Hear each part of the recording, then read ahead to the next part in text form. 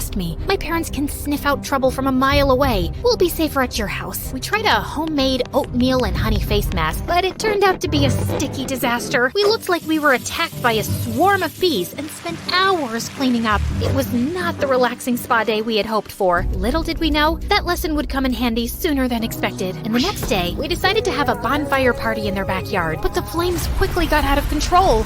After trying water and dirt, we had an unexpected solution: a bag of oatmeal.